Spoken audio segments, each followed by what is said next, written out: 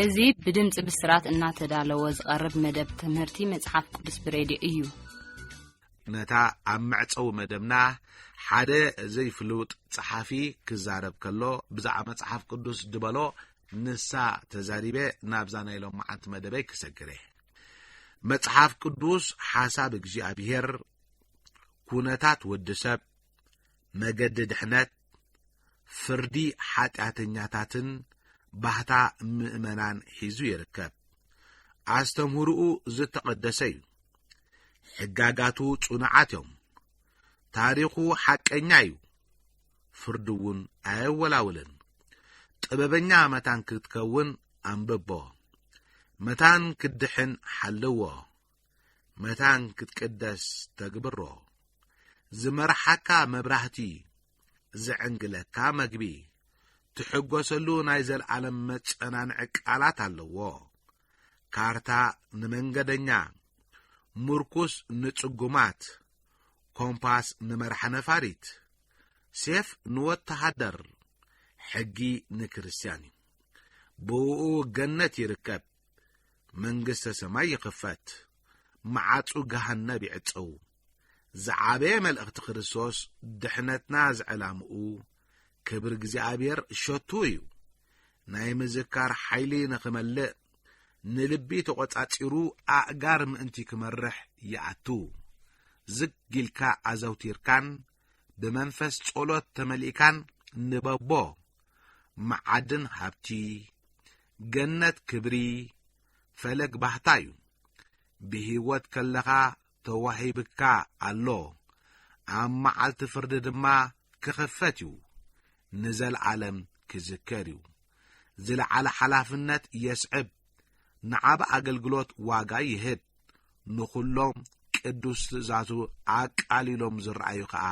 ይኹንኖም ዝሓለፈ ጊዜ መዕጸው መደብና ዝገበርና ይነሩ ሎሚ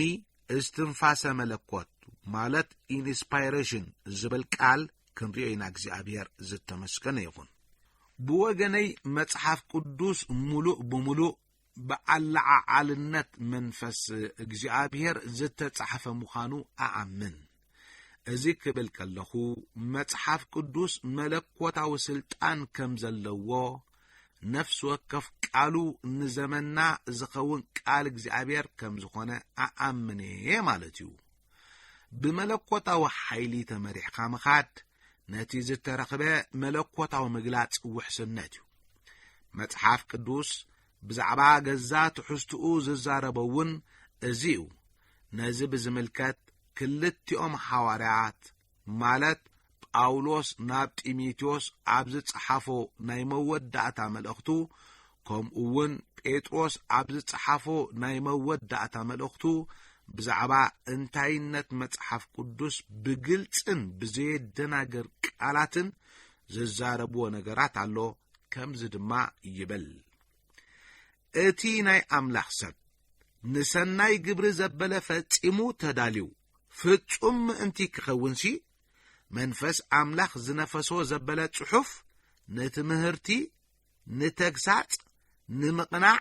ንጽድቂ ዝኸውን ምእዳብ ይጠቅሚው ይብል ካልኣይ ጢሞቴዎስ ሳልሳይ ምዕራፍ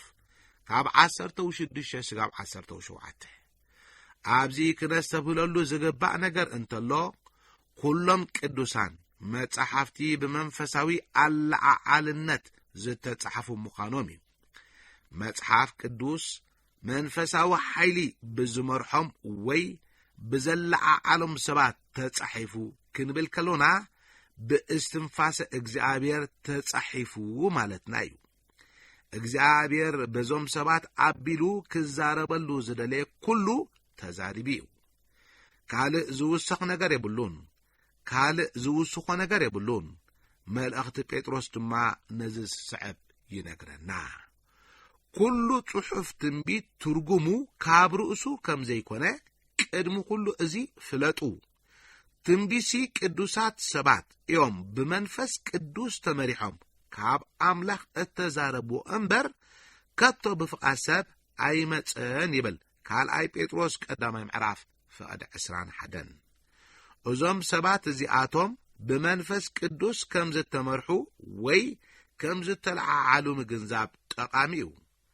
ጳጳስ ዌስትኮት ከምዚ ምባሎም ይንገር ከምቲ ነፍሲ ምስ አካል ተፋተውን ተዋሃዶን ኩሉ ሐሳቡን ምስት ቃል ተፋቲውን ተዋሃሂዱን እዩ ዶክተር ኬፐር ከአ ብዘይ ኖታ ሙዚቃ የለን ብዘይ ቁጽሪ ሕሳብ የለን ከምኡውን ቃል ዘይብሉ ሐሳብ የለን እቲ ቃል በመንፈሳዊ አልዓዕልነት ዝተጻሕፈ ቃል እንበር ሐሳብ ሰባይ ኮነን እግዚአብሔር ዝተመስገነ ይሁን አብ ሓደ ውሪ መምህር ስልት መዝሙር እትምህር ድንግል ነበረት ነቲ ዝጻዓነቶ መዝሙር አብ ተቀርበሉ መዓልቲ መምህራ በአካል አብቱ ቦታ ተረኺቡ ይሰምዕ ነበረ ይኹን እምበር እቲ መምህር በቲ ዘቀረበቶ መዝሙር ሕማቅ ወይ ጽቡቅ ዝብል ርእይቶ ክህብ ስለዘይሰምዓቶ ንምዃኑ እንታይ ኮን ይሓስብ ይኸውን ዝብል ስግኣት ሓደራ ካብዚ ብምብጋስ መምህራ ብዛዕባት መዝሙር እንታይ ከም ዝበለ ንመሓዙታ ምስተወከሰተን ሰማያዊ መዝሙር እዩ ከም ዝበለ ነገርዓ ርእይቶ መምህራ ንምፍላጥ ብዝነበራ ህንጢነት ናይ በሓቂ ኸም ኢሉ ብምባል ንዘስዓበትለን ሕቶ ኣይኮነን ግን ከምኡ ዝበለ እዩ ዝመስል በልዓ እሞ ስለምንታይ ዝበሎ ብልክዕ ዘይትነግራ ንበለተን ንሳተን ድማ ናይ በሓቂ ክነግረኪ እንተ ደሊኺ መዝሙራ ኣብዛ ዓለም ሰሚዐዮ ዘይፈልጥ ዓይነት ኣውያት እዩ ዝበለ ብምባል ነቲ ሓቂ ነገርዓ ኣብ መንጎ ኣብዛ ዓለም ዘየላ ኣውያትን ሰማያዊ ድምፅን ሩኡይ ፍልሊ ኣሎ ልክዕ ቃላት ግን ኣዝዮም ኣድለይቲዮም ናይ ቅዱሳት መጽሓፍቲ ቃላት ንባዕሎም በአልዓዓልነት መለኮታዊ ኃይሊ ዝተጻሕፈዮም ጎይታ ኢየሱስ ውን ደጊሙ ደጋጊሙ ተጻሒፉ ብምባል ካብ ቅዱሳት መጽሓፍቲ ይጠቅስ ነይሩ ኦቶም ጸሓፍቲ ነቲ እግዚአብሔር ዝነገሮም እዮም ኣመሓላሊፎምና ኣብ ኦሪት ዘጸአት ምዕራፍ 10 ፍቅዲ 1 ሙሴ እግዚአብሔር ድማ ከምዚ ዝስዕብ ኢሉ ተዛረበ ይብል ኣብዚ ክነስተብለሉ ዝግባአና ነገር እንተሎ እግዚአብሔር ከምዚ ተዛረበ ሙሴ ድማ ነቲ ዝተዛረቦ ከምዚ ጻሐፈ እዩ ኣብዚ ሓለፉ ዘመናት ዓይነታውያን ቅዱሳን መጽሓፍቲ ወይ ከዓ መበቆላውያን ጽሑፋት ተረኺቦም እዮም ዳይሬክተር ቤተ መጽሓፍቲ ሙዚየም ዓዲ እንግሊዝ ዝነበሩ ሰር ጆርጅ ኬንያን ክዛረቡ ከለው ብዛዕባዞም ቅድሓት ቅዱሳት መጽሓፍቲ ኣዚናነ መስክን ካብ ሕጂ ንድሓር እቲ ተራ ኣንባቢ ብዛዕባ ልክዕነት ቅዱሳት መጽሓፍቲ ዝኾነ ይኹን ስግኣት ክህልዎ ኣይክእልን ከምቲ ኣብ ዝኾነ ብኢድ ዝተጻሕፈ መጽሓፍ ዝርከብ ብዘይካ ሓደ ፍልይ ዝበሉን ዘየድልዩን ቃላት ሓድሽ ኪዳን ዘይተበረዘን ዘይተኸለሰን ዝተማልአ መጽሓፍ ምዃኑ ካብ ዝኾነ ግዜ ንላዕሊ ርግጸኛ ክንከውን ንኽእሊና ኢሎም ነይሮም እዚ ሕጂ እንጥቀመሉ ዘሎና ሓድሽ ኪዳን ካብቲ ሐዋርያት ብኢዶም ዝጻሕፍዎ ሓድሽ ኪዳን ብፍጹም ዝፍለ ኣይኮነን ሐዋርያት ብመንፈስ ቅዱስ ተመሪሖም ከም ዝጻሕፉልና ኣኣምን ኣብ ካልኣይ ክፍለ ዘመን ዝነበረ ኡራኒዎስ ዝተባሃለ ሓደ ካብ ኣቦታት ጥንታውያን ኣብያተ ክርስቲያን ቅዱሳት መጽሓፍቲ ብርግጽ ፍጹማት እዮም ምኽንያቱ ብቃል እግዚአብሔር ብመንፈስ ቅዱስን ዝተነግሩ ስለ ዝኾኑ ኢሉ ነይሩ አውጎስጢኖስ ድማ ንስልጣን ናይቶም ዝኾነ ጌጋ ዘይብሎም ንኻልእ እውን ዘየጋጊዩ ቅዱሳት መጽሓፍቲ ተቐቢልና ንማእዘዞም ኢሉ ነይሩ እቲ ዓቢ ሰባኺ ስፐርጅን ከዓ እግዚአብሔር ብቅዱሳን መጽሓፍቲ ኣቢሉ ንሰባት ክዛረብ ከሎ ብግብሪ ርኤ እሞ ቅዱሳት መጽሓፍቲ ቃል በቃል ዝተጻሕፉ ናይ እግዚአብሔር ቃል ከም ዝኾኑ ክጠራጠር ኣይክእልን ይብል ዝኸበርኩም ሰማዕቲ ነዚ በቃላት ክግለጽ ዘይክእል ድንቅ ዝኾነ ናይ ጎይታና መልእኽቲ ዝሓዘ መጽሓፍ ቅዱስ ናይ እግዚአብሔር ቅዱሳት ወገናት ብመለኮታዊ ኃይሊ ተመሪሖም ዝጻሕፍዎ ንዓይን ንዓኻትኩምን እሞ ልባትኩም ክንደና ይተቀቢሉ ልዕሊ ዝኾነ ይኹን ነገር ክብሪ ሂብዎ ኮን ይኸውን መጀመርያ ንሪኦ አብሩሆት ወይ ድማ በእንግሊዝኛ ኢንላይትመንት ንዝብል አባህላ እዩ መጽሐፍ ቅዱስ በመንፈሳዊ አልዓዓልነት ዝተጻሕፈ ቃል እግዚአብሔር ከም ምዃኑ መጠን እቲ ዝምህረና መንፈስ እግዚአብሔር ባዕሉ እዩ ብርግጽ ሓደ ሓቅታት ክንርዳእ ንኽእል ኢና ይኹን እምበር ኣብ ውሽጢ መጽሐፍ ቅዱስ ንዘሎ መንፈሳዊ ሓቂ ክንርዳእ እንተደሊና ግን መንፈስ እግዚአብሔር ንልባታትና አእምሮታትናን ክበርሃልና ኣለዎ ጳውሎስ ናብ ሰብ ቆሮንጦስ ክጽሕፍ ከሎ ከምዚ ይብል ንሕናስ እቲ ኣምላኽ ቅድሚ ዘመናት ንኽብርና ዘዳለዎ ሕቡእ ምስጢር ዝኾነ ጥበብ ኣምላኽ ኢና ንዛረብ ካብ ገዛእቲ ዝዓለም እዚኣ ሓደ እኳ ነዚ ጥበብ እዚ ዝፈልጦ የልቦን እንተ ዝፈልጥዎስ ነቲ ጐይታ ክብሪ ኣይምስቐልዎን ነይሮም ግናኸ ከምቲ ጽሑፍ ዝበሎ ዓይኒ ዘይረአየቶ እዝኒ ዘይሰምዓቶ ልቢ ሰብ ዘይሓለኖ ኣምላኽ ነቶም ዘፍቅሮም ኣዳሊሎም ኣሎ ይብል ቀዳማይ ቆሮንጦስ ካልኣይ ምዕራፍ ካብ 7-9 ኣነን ንስኻትኩምን ንነገራት እንፈልጦም ብምርኣይ ወይ ብምስማዕ ወይ ድማ ብምኽንያታውነት እዩ ጳውሎስ ግን ኣብዚ ዝዛረቦ ዘሎ ብዛዕባ ዓይኒ ዘይረአዩ ብእዝንውን ዘይስምዑ ነገራት እዩ ከምዚ ዝበሉ ነገራት ክሕሰቡውን ዝከኣል ኣይኮነን እሞኸ ብኸመይ ደኣሉ ነዞም ነገራት እዚኣቶም ምርዳእ ወይ ምስትውዓል ዝከኣል እቲ መንፈስ ግና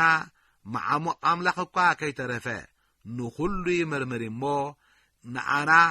ኣምላኽ ብመንፈሱ ገይሩ ገለጸልና ይብል ቀዳማይ ቆሮንጦስ ካልኣይ ምዕራፍ ፍቕዲ 10 እዚ ዝብል ተጻሒፉ ንረክብ ኢና ማለት እዩ ኣነ ንስኻትኩምን ኣብዚ ህይወት እዚ ክሳብ ዘሎና ብናይ ባዕልና ክእለት ክንርድኦም እንኽእል ብዙሓት ነገራት ክህልው ይኽእሉ እንተኾነ ግን ነቲ